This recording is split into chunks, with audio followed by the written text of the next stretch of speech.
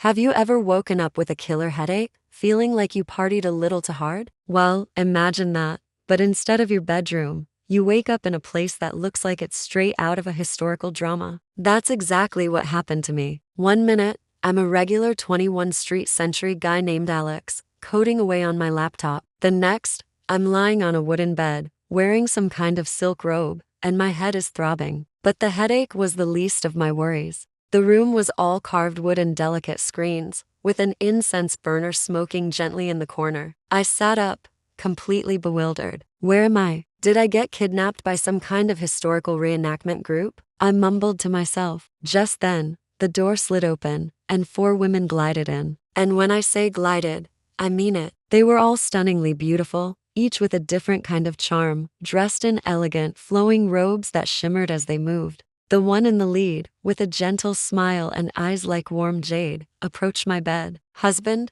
you're awake. You had us so worried. You fell and hit your head yesterday. Husband? My brain did a complete system reboot. I looked at her, then at the other 3 standing behind her, all looking at me with a mixture of concern and relief. One was fiery and bold, with a mischievous glint in her eyes. Another was quiet and shy, her gaze soft and demure. The last one was cool and composed, almost like an ice queen, but with a hint of curiosity in her expression. Husband, I think you've got the wrong guy, I stammered, pointing at myself. My name is Alex. I'm a programmer. I live in an apartment, not whatever this place is. The woman with the jade eyes just giggled softly, a sound like little bells. Oh, husband, the physician said you might be confused after the fall. You are Lin Tian, the young master of this household. And we are your wives. My jaw must have hit the floor. Wives? Plural? I looked from one beautiful face to another. This had to be a dream. A very, very detailed and confusing dream. The fiery one,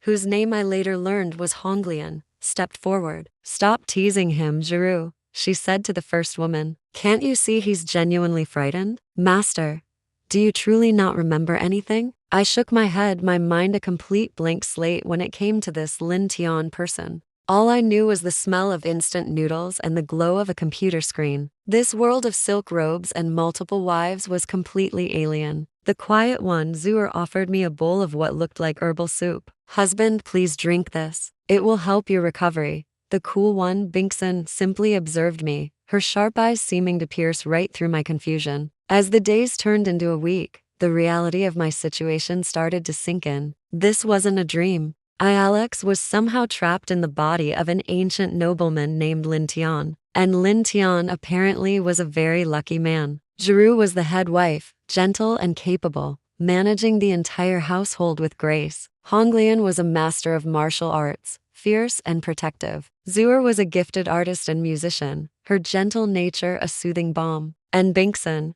the daughter of a high-ranking general, was a brilliant strategist, her mind as sharp as a sword. But here's the kicker. From what I could gather through hushed conversations and the servants' gossip, this Lin Tian guy was, well, a total waste of space. He was known for being lazy, arrogant, and not particularly bright. He'd inherited his family's wealth, but had done nothing with it. And these 4 incredible women, their marriages were all arranged for political or family reasons. They didn't love him. They tolerated him. Now, I was him. I had inherited his life, his mansion, and his 4 wives, who clearly thought I was a fool. The pressure was immense. Every day was a test. I had to pretend to be this Lin Tian person while trying desperately to figure out what was going on. How did I get here? Is there a way back? I didn't know how to ride a horse, use a brush for calligraphy, or even wear these complicated robes properly. The first time I tried to practice with a sword alongside Honglian, I nearly took my own eye out, much to her exasperated amusement. When Binkson tried to discuss estate finances with me, I just stared blankly,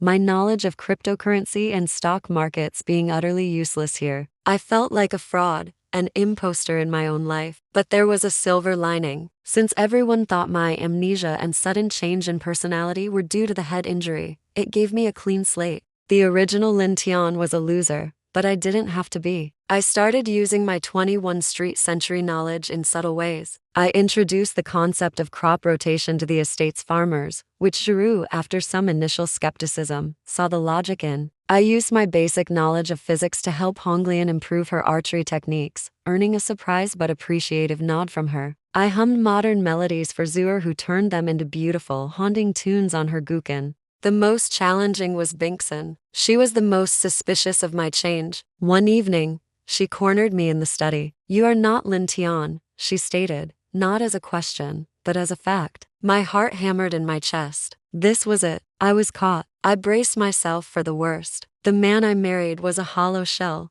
content with mediocrity. You are different. You look at the world with a curiosity he never had. You have ideas he could never dream of. She paused, her icy gaze softening just a fraction. "I don't know who you are, or what happened, but for the first time, I am not entirely displeased to be the wife of Lin Tian." Her words were a turning point. Maybe this wasn't just a cosmic prank. Maybe this was a second chance. A chance to build a real life, to earn the respect of these four amazing women who were, by some twist of fate, my wives. But as I started to get comfortable, I realized that Lin Tian's world was far more dangerous than I thought. He had enemies, powerful, ruthless people who saw his family's wealth and influence as a prize to be taken. The accident that gave me amnesia? I started to suspect it wasn't an accident at all. One night, a letter arrived, sealed with a black wax emblem I didn't recognize. Giroux's face went pale when she saw it. It was a threat, not just against me,